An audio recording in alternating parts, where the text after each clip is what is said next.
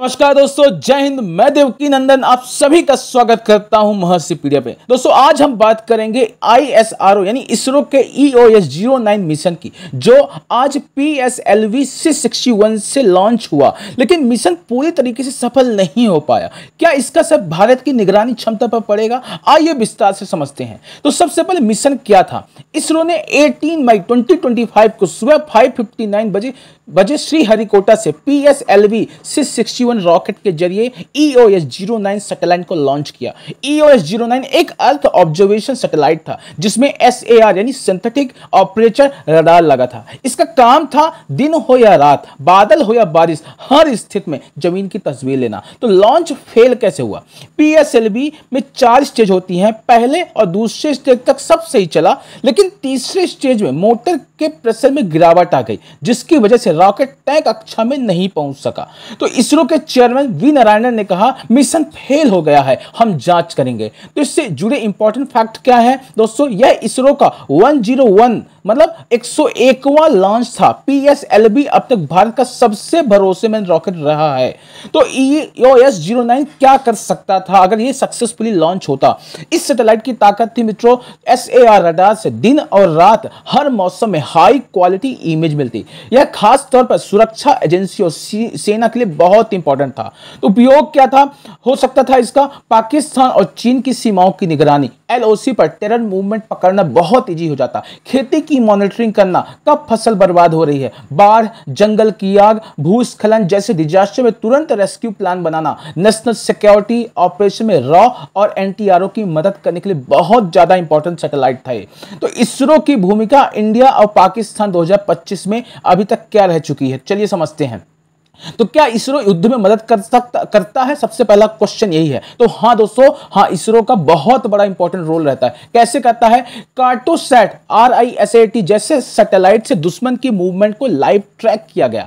नैविक GPS system से हमारी मिसाइलें और ड्रोन सीधे टारगेट पर हिट करती हैं। GSAT कम्युनिकेशन सैटेलाइट से सेना के तीनों अंगों को कनेक्शन मिलता है। यानी उदाहरण के लिए जो प्रलय मिसाइल ने POK में सटीक हमला किया था, वह इसरो के लोकेशन डेटा की मदद से ही किया था। LOC पर दुश्मन की बंकरी को खत्म करने के लिए कार्टोसैट की फोटो का ही उपयोग किया गया था। जैसे सियाचिन में जब ऑक्सीजन की कमी हो जाती है तो उसकी जानकारी प्राप्त करने के लिए इसरो के डेटा से वायोडोम्स की लोकेशंस तय की गई थी, उससे जानकारी प्राप्त की जाती है।